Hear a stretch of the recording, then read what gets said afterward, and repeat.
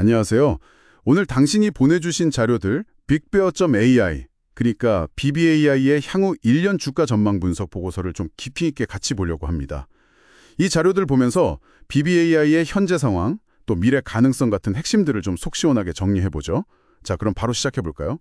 와, 근데 먼저 눈에 띄는 게 최근 1년 주가 상승률인데 이게 무려 430%라고요. 어휴, 정말 놀라운데요. 네, 맞습니다. 엄청난 상승이죠. 이건 인공지능 산업 전반에 대한 기대감이 크다는 걸 보여주는 거고요. 또 좀 더 구체적으로 보면 빅베어.ai가 국가 안보나 디지털 신원 확인, 공급망 관리 같이 되게 중요한 분야의 AI 솔루션을 제공하잖아요. 그 점이 크게 작용한 것 같아요. 특히 매출 대부분이 미국 연방정부 계약에서 나온다는 거. 이게 안정적이긴 한데 반대로 보면 정부 정책이나 예산 변화에 좀 민감할 수 있다. 이런 양면성이 있습니다. 정부 계약 의존도가 높다는 건 이따 다시 한번 짚어보고요. 일단 재무 상태는 어떤지 좀 더 자세히 볼까요?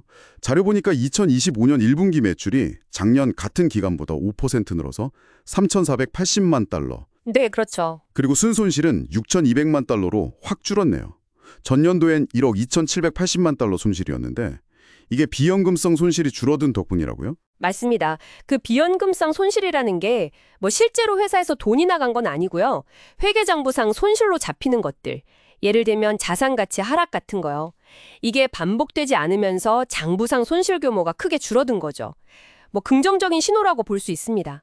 부채도 좀 줄었고 현금도 1억 달러 이상 가지고 있고요.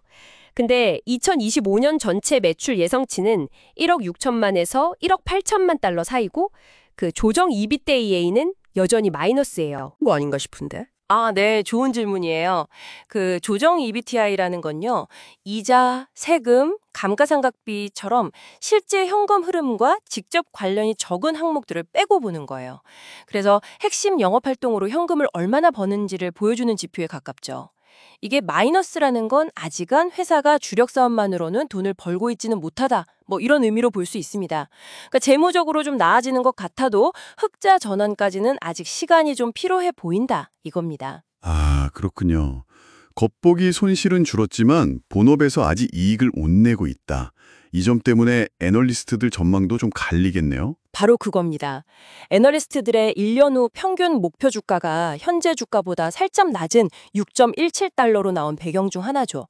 근데 재밌는 건 예측 범위가 최저 3.50달러에서 최고 9.00달러까지 엄청 넓어요. 네, 3.5달러에서 9달러요? 와, 진짜 편차가 크네요. 아니, 왜 이렇게 전망이 엇갈리는 걸까요? 여러 이유가 있겠지만 아까 말씀드린 실적 개선 속도, 이게 아직 불확실하다는 거, 그리고 AI 시장 경쟁은 점점 치열해지죠. 또 높은 정부 계약 의존도, 이런 것들이 복합적으로 작용한 결과로 보입니다. 긍정적으로 보는 쪽은 2025년 하반기부터 성장이 빨라져서 2026년엔 흑자 전환도 할 수 있다. 이렇게 보는데 반대로 좀 신중한 쪽은 이런 리스크들 때문에 단기적으로는 좀 하락할 수도 있다. 여기에 무대를 두는 거죠. 그리고 이 회사를 분석하는 애널리스트 자체가 많지 않다는 점도 있어요. 그래서 정보 비대칭성, 그러니까 투자자 간의 정보 격차가 있을 수 있다는 것도 변동성을 키우는 요인이고요. 정보 접근성 문제도 있군요. 그래도 성장 잠재력 자체는 분명히 있다고들 하죠. 자료에도 연평균 9.4% 매출 성장, 이익 성장률은 80%대 예상된다는 내용이 있던데요. 네, 잠재력은 분명히 있죠. AI 시장 자체가 커지고 있고 또 특히 국방이나 보안 분야에 강점이 있으니까요. 연방정부 계약이 더 늘어날 가능성도 충분히 있습니다. 새로운 수주 소식 같은 게 들리면 주가에는 당연히 좋겠죠. 하지만 역시 리스크 요인을 그냥 넘길 수는 없겠네요. 예상보다 매출 성장이 더디거나 적자가 계속되면 주가에는 부담일 수밖에 없고 정부 예산 변동이나 경쟁 심화 같은 변수도 계속 봐야 하고요. 정확합니다. 성장 가능성이랑 위험 요인이 아주 뚜렷하게 같이 있는 상황인 거죠. 종합적으로 보면 당신이 보신 자료들은 빅베어 AI의 1년 후 주가가 지금 수준 한 6, 7달러 선에서 크게 안 벗어나거나 조금 떨어질 가능성이 높다고 보는 거군요. 물론 아주 잘 풀리면 9달러까지 갈 수도 있겠지만 그만큼 변동성이 크다는 걸 꼭 기억해야 한다. 이 말씀이시고요. 네, 그렇습니다.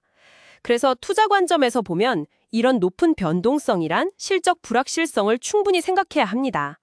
단기적인 등락에 너무 신경 쓰기보다는 좀 더 중장기적인 시각에서 이 회사가 어떻게 성장해 나갈지를 판단하는 게 더 중요해 보입니다. 오늘 빅베어 AI 분석 자료들 쭉 같이 보니까 AI 분야 성장 잠재력, 또 안정적인 정부 계약이라는 강점, 하지만 아직 수익성은 증명해야 하고 특정 분야 의존도가 높가는 과제, 이걸 동시에 안고 있다는 게 핵심인 것 같네요.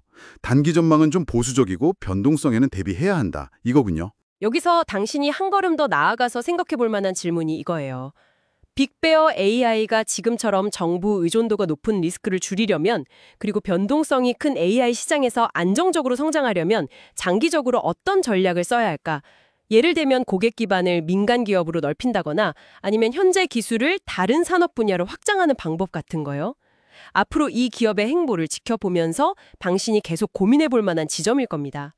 네, 오늘 저희와 함께 이렇게 깊이 있는 이야기 나눠주셔서 감사합니다.